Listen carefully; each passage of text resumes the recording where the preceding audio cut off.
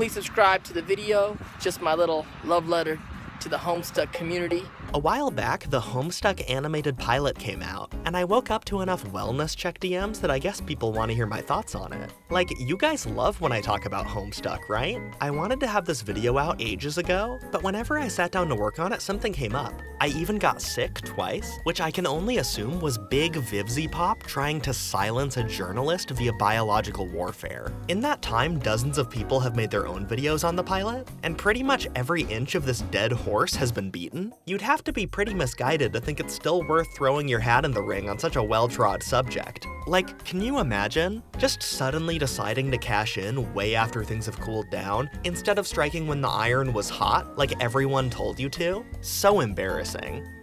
Okay, that's a little unfair. This pilot isn't actually the first time they've tried to bring Homestuck to TV in some capacity. But to talk about this first attempt, we need to talk about Dante Bosco. Hi, I'm Dante, and I'm a Homestuck. In case you're unaware, Act 5 of Homestuck contains many references to Steven Spielberg's 1991 film Hook, the one where Robin Williams plays Peter Pan. There's a whole facet of Tavros and Vriska's dynamic that's just about referencing this movie. This includes a troll version of Dante Bosco's character Rufio appearing as Tavros' imaginary friend. Later, after a big plot moment where many characters die, we randomly cut to the death of a human Rufio. Hussie tries kissing his corpse to revive him, but to no avail. Dante Bosco was active on Tumblr at the time, and his role as Zuko in Avatar had earned him a young Homestuck reading follower base who eagerly brought this to his attention. So he started live blogging the comic. Hussie was very happy about this and added a message welcoming him to the website. Later that summer, the comic introduced another character based on Dante Bosco, like he types the way Dante types. Though Homestuck was at the peak of its popularity, its presence was still very limited to the internet and like anime conventions. So this interaction with a mainstream celebrity of sorts was novel and exciting, even if his presence was also limited to the internet and anime conventions.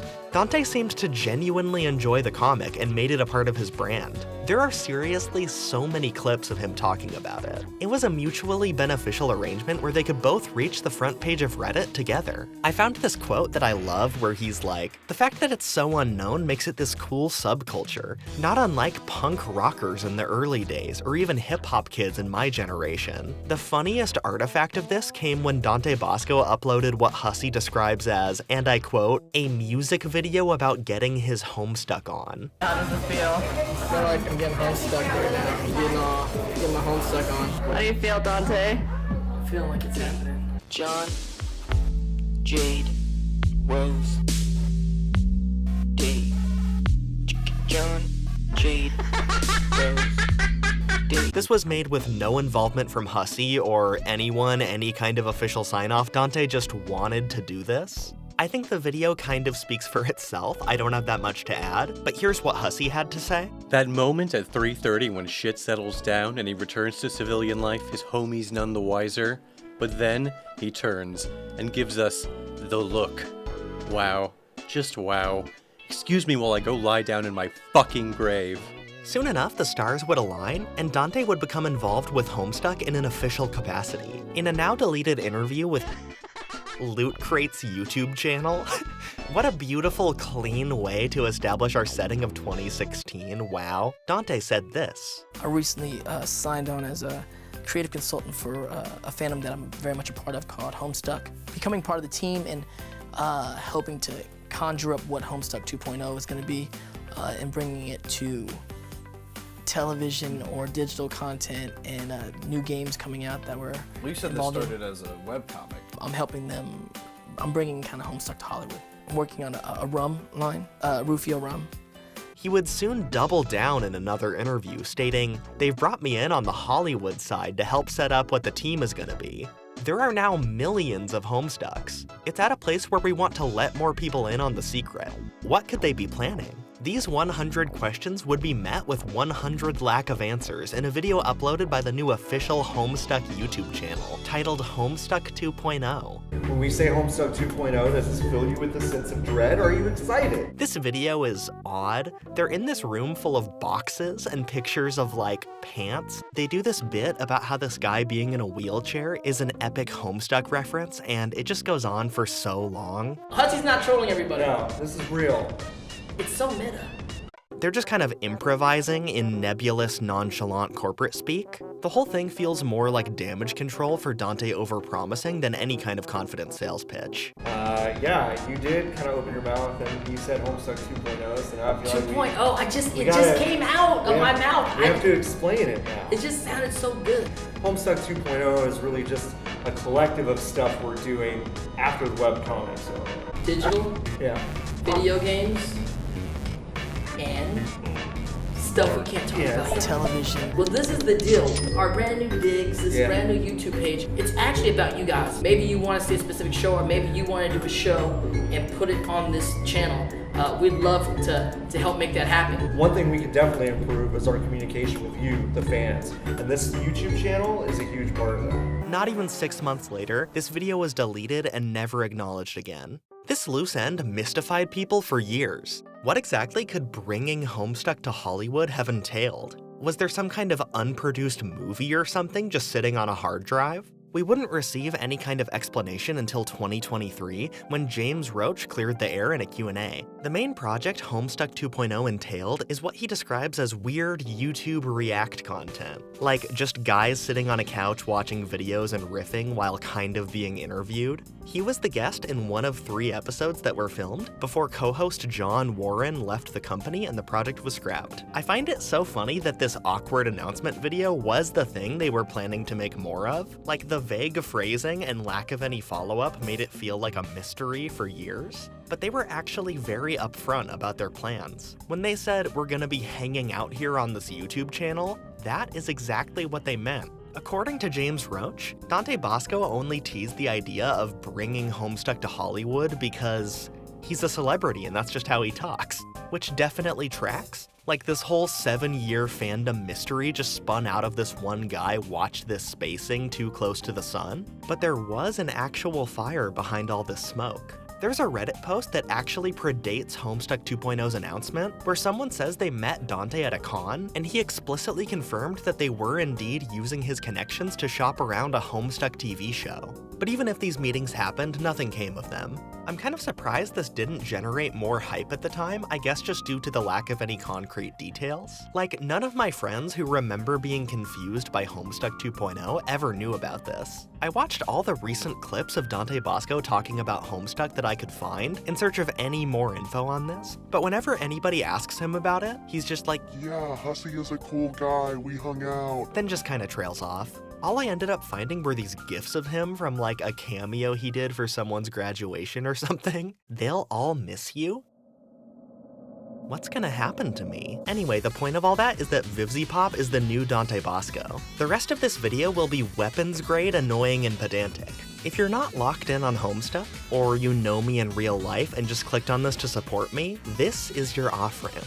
I appreciate it, we all had a good laugh at Dante's antics, but you have no obligation to weather this storm. So anyway, I thought the pilot was fine. The animation was pretty good. The fact that it's a finished thing we can watch at all means my teenage self is living in the best timeline, and I love that for her. If I completely hated it, I wouldn't be making this video. The Homestuck Discord has this big pinned message clearing up that the pilot is meant to be a proof of concept for pitch meetings, and not what a theoretical first episode would be, which I suppose immediately nullifies any complaints I could have about, say, the breakneck pacing. Because, you know, anecdotally, the first thing anyone mentions is the breakneck pacing. This is just a pitch to show investors, guys. Only Jeff Bezos gets to complain about the breakneck pacing. They're in this unenviable position where they have to appeal to both a new fan seeing the story for the first time, and me, the old fan who hates change. Given how opaque this pilot is to the uninitiated, you'd be forgiven for thinking it's only aimed at the latter, but Homestuck on its own just doesn't do big indie animation numbers these days. There's absolutely no way this gets funded if it's only for us, the freaks. So my assumption is that they'd like to break even. So where does it succeed at that balancing act? Where does the scale tip too far in favor of the established fans? Where are the missed opportunities for compromise? Why am I participating in this thought experiment? The Homestuck animated series it promises is a very optimistic proposition, like one so far in the distance that it's firmly in the ideas wiki zone, so that's where I'll be operating too. Also, Homestuck is so vast in scope and appeals to so many different people that what's even important to keep in an adaptation will be very different depending on who you ask. My perception of what Homestuck is may have very little in common with that of someone who draws fan art of these guys. To me personally, there's one central idea that Act 1 of Homestuck is all about introducing: kids surrounded by garbage. One of my favorite things Homestuck does is introduce characters by listing off all of the objects in their bedroom. It provides immediate characterization, but also plays into these wider themes about fandom and how you live when your life revolves around consuming media. This feels especially pointed and relevant when applied to characters who live in essentially the post-apocalypse, with nothing else but these cultural dead ends to raise them. And I think both curating these and making up fake ones is one of Hussie's most consistent strengths as a writer. The glimpses we get of Game Bro magazine and Harry Anderson's Wise Guy are highlights of Act 1 to me. There's kind of a big disconnect between the Gen X comp sci focus of Act 1 and the 3 Cheers for Sweet Revenge album cover melodrama Homestuck shifts into later, but this one element staying so consistent goes a long way to make the whole thing feel more cohesive. This also helps sell the comic's framing as an interactive adventure game. There's kind of some immediate excitement to seeing a room full of objects and wondering what flavor text they could all have, or what horrible chain reaction they could cause. Like, you see an urn of ashes and know it's gonna be knocked down. That's just a law of comedy. Whenever you enter a room in Homestuck, there are all these countdown timers ticking down. This feeling is naturally less of a focus in a show with no veneer of interactivity. As much as I love the Wise Guy book, we can't stop to read it for 6 minutes, I get it. This would be pretty crazy to expect from a full season, let alone a pilot. There's also the question of legality. You probably have to cut Con Air. You can't mention gushers. You can't stop to admire fake Michael Cera. But instead of shedding these vestigial elements and reaching the emotional purpose they serve in a manner more fitting for this medium, the pilot has this kind of baffling fidelity to the source material in terms of keeping the exact same objects in play. It maintains all of this iconography even though it can't really slow down to let the jokes play out. So it ends up feeling like all punchlines with no setups, which plays into the common perception that Act 1 is just a bunch of random shit happening. Like, there's no actual reason to include John's fake arms if the characters have real arms all the time in this art style. Maybe that's a joke that's better left behind. If you cut some of this dead weight, you could spend that time having John talk about the Little Monsters poster for longer, which would give us a better sense of his character as this nerd who loves bad movies. I really think focusing on like 3 of these things and cutting the rest would allow them to communicate more information than speeding through all of them can. Okay, this is such a minor thing that only bothers me, but I'll take the chance to say it in this scripted video, because I sound even more insane when I try to explain it in conversation. The pilot turns John's fight with his dad into this big, heightened, silly anime battle, and I think it's good. Not only is it a clever way to translate the jarring spectacle of the strife sequences into this new medium, it's a good choice for the pilot because it makes you imagine how crazy they could go on the more consequential fight scenes later on. This is good pitch pilot presentation design. Jeff Bezos is smiling. The scene is punctuated by these smoke pellets falling out of John's inventory and down into the house, then exploding. This is a super cool detail. I love how they decided to hone in on this inconsequential gag and embellish it into a fun, stylish set piece you could only do in animation, which makes it especially disappointing and frustrating that this whole thing is only legible if you've read the comic, because they never explain that these are smoke pellets in the pilot. If you're going to center them visually in this scene, maybe take a moment to establish what these nondescript objects are. Not a problem if you don't think the pilot needs to be coherent to new fans, but even for established ones, it's odd to go through the effort of animating this, then make the logic so understated. seems like there was a different type of smoke in the writer's room, if you know what I'm Saying, haha. Hey, that's a good segue. The Homestuck Pilot follows 4 characters: John, Rose, Jade, and a guy who looks like Dave. Dave Strider from Homestuck couldn't make it. They just didn't offer him enough to come back. Dave's character arc is one of the most coherent ideas in original Homestuck. It's kind of a load-bearing support beam in a comic with only so many more to pick up the slack. I don't know how to say this without sounding annoying, or more annoying, but this comes down to a lot of the tiny nuances that make him interesting. If you're watching this, you probably know all this, but just to review. When we first meet Dave, he's always hiding behind his dumb sunglasses. He makes lots of jokes, but he almost never smiles. As we learn more about his living situation and relationship with his brother, it becomes clear that his irony-poisoned cool guy persona is a coping mechanism. He can't show weakness. Emotions are uncool. Interrogating his sexuality would be gay. He's supposed to be the hero, who pulls the sword out of the stone and slays the bad guy. It's only through his bond with someone as uncompromisingly herself as Terezi that he comes to reject this destiny and make his own path. And he eventually chills out into a more complete person who's able to have serious, vulnerable conversations.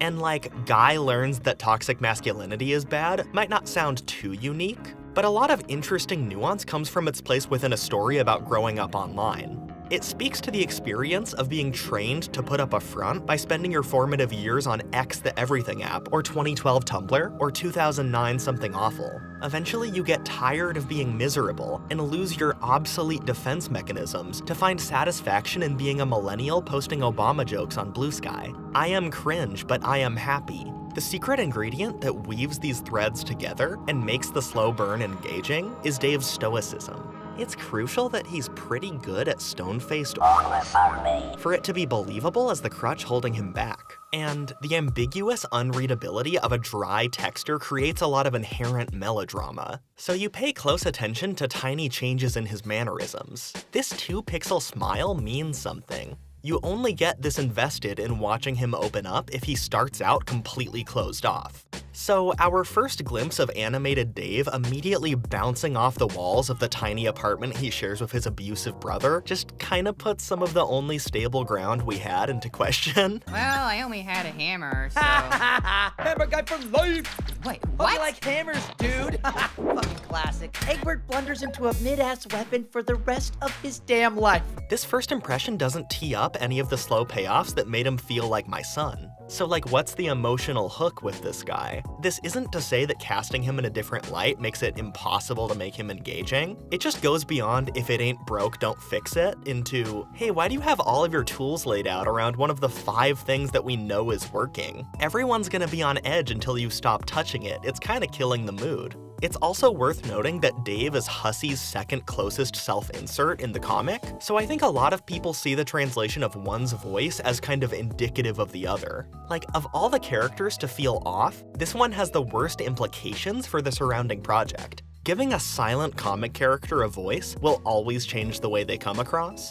but Dave's been translated well before. I think the old Voxus fandub handles him well by leaning into making him this standoffish gamer guy. How did it go? Did you stand in a quadrant like you were playing Foursquare, holding a bucket full of flowers or slime or whatever, and Jade was all like, no thanks, bro? Is that how it went down? Whatever, that's bullshit. Okay, fuck it, just don't tell your parents. What are parents? That's just about the saddest thing I ever heard get said. To be clear, I don't think it's unbelievable that someone in Dave's Looney Tunes bad living situation would smile or anything. I've known that guy. Maybe they're building a contrast where we'll see him completely shut down around his brother.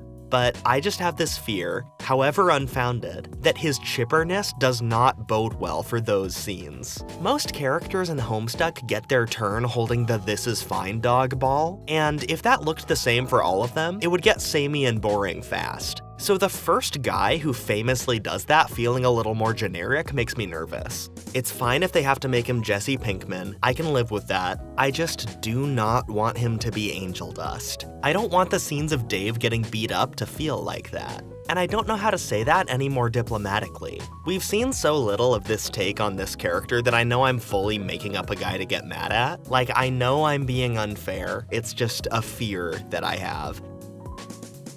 While we're in the neighborhood, I'm kind of waffling on how I feel about Jade in the pilot. Like, the art is cute, but they made her very hyperactive puppy white baby. What were we, Did you get my present? Oh. And like, even though she uses so much punctuation and so many emoticons, I imagine her as being a little more composed, because like Dave, that voice is kind of a coping mechanism. And the comic squeezes a lot of juicy melodrama out of the moments where these characters finally snap. So this more impulsive, less guarded characterization kind of undercuts the impact seeing Jade finally crash out in like 30 episodes should probably have. But that's more of a personal nitpick as a fan of Jade than DEFCON 1 like Dave being off is. We get so little of her this early on that all I can do is shrug and hope for the best. It's cool that she's Tails. It's also worth noting, precedent kind of implies that a hypothetical full series might not retain the same cast as the pilot, and that's assuming more of this gets made at all. I'm just doing my civic duty by being a drop in the bucket of Dave complaints. I'm not just making a bad video, I'm throwing my body on the cogs. I thought Toby Fox did a great job voicing John, which I didn't expect. We live in a good timeline.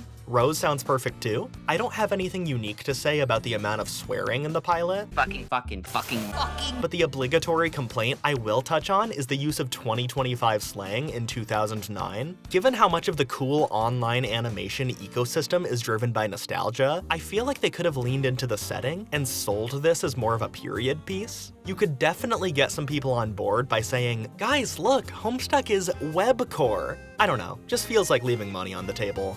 I don't know how I feel about the narrator being fucking Oni from Newgrounds, but I couldn't place it until the credits, so I can't say it's distracting. I mean, it's not like all the 2017 fan castings that wanted Stamper knew what was gonna happen to that guy. I think the narrator as a concept was handled well. Getting a taste of it, then muting it was a good call. I think the amount of inventory management stuff was also tasteful. Homestuck's video game logic becoming more Scott Pilgrim-y in animation was inevitable, so I'm just glad it looks cool. Rose and Dave's rooms are super aesthetically pleasing. I like how they lean into John living in the Sims 4 box art. How well these designs work for me kind of varies from shot to shot, but there's plenty of good character acting and creative staging. This shot where John swivels the whole frame is fun, though I did notice that whenever they play with the frame like this, it's usually accompanied by a loud as hell sound effect. John! Hello, John. Ah! Did Jade knock you off your game with her Space Cadet BS? I got my title drop. Boom! The mixing is kind of just fucked. Oh, it sounds fun. Ah! What was that? What happened? Are you okay? Yeah, I'm fine. I get why they want this stuff to be jarring, but like, oh my god. If this stuff was like 20% quieter, I would be praising how subtle and tasteful it is right now. This brings me to the one thing I have an unconstructive, like, Carcat AVGN tirade about. The music in this pilot is actively distractingly bad. I know the Penumbra Phantasm video lady can't exactly say that from an unbiased position. I can't not think about the dozens of composers who worked on the comic that could have gotten a paycheck from this. But even ignoring all that and going in with no expectations, this score misses the mark for what it's doing. The cinematic riff they kept hitting was just not fucking doing it for me, dog.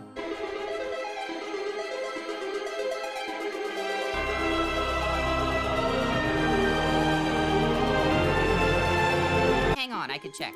Oh, how's it not arrived yet?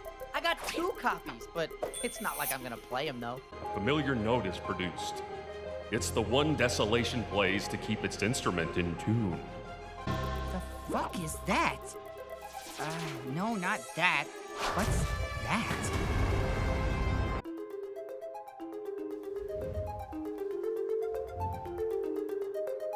This is something you set as your 6 a.m. alarm because it's annoying. If this just played once, it would be whatever, but coming back to this 5 times like it's your main theme is fucking insulting. You're not wearing one of your silly disguises, are you?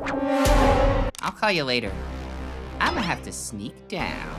Rose and I wanted to play. Aha! So like, are you intrigued? Are you imbued with a sense of mystery yet? God. And like, okay, there are definitely moments where it dips out of trailer music mode and is less embarrassing, but then I can't enjoy how inoffensive at best it is because it's mixed so fucking loud. This Dave theme especially occupies the same register as their voices in a way that just gives me a headache. My bro set me up with HashMap. He's awesome. Oh yeah, switch the, modus thingo. I don't like being this mean and unconstructive, and I'm sure this is a product of time crunch and a tiny budget, but if they get the Amazon Prime money they're after, this is the place it needs to go. Let's end on a fun palate cleanser and just daydream for a moment. What would you want to see in the ideal Homestuck adaptation? And that's not just a call to action for engagement. I would love to hear your thoughts. It's a fun subject. Something that comes up in conversation often is how they could handle the flashes. In the comic, they're almost overwhelmingly dense with information, so there's an opportunity to expand on them, but that's also kind of a slippery slope, because a more conventional approach could make these take way longer. Like a 3-minute animation could be a whole episode if you're explaining everything, and the most iconic ones are so good that it's hard to imagine improving on them. The only way I can think of to elevate these with our hypothetically infinite budget would be to use licensed music. Kind of using the same principle as when characters start singing in a musical. You could turn these heights of emotion into AMVs, which could also tie into the 2009 nostalgia aspect. For a flash like Cascade, you'd need a huge 70s prog song, I think. I made a little mock-up for this, but it would get this video demonetized, so link in the description. Maybe Robert Fripp has chilled out enough in old age that if you showed him John Rise Up, he'd let you use I Talk to the Wind? I don't know. Something I always liked about these flashes is how disparate the art style can be, since so many people are contributing assets. And there's actually an obvious parallel for this in animation. Just translate everyone's style like Steven Universe does. If the whole thing looks too good to filter anyone and cause fucking annoying discourse, I will be disappointed. Those are just my thoughts. Until Jeff Bezos enters the game and starts destroying our dream bubbles, anything is possible. Let me know what you think. Even if I've been kind of a hater today, it speaks to the pilot's potential that it got me here in the trenches at all. It's worth talking about, so that's a win. I hope they get to make more. I hope they make it to Act 6, so I can hear Invader Zim as Caliborn. Thanks for watching, and watch this space for my continued Gamzeification.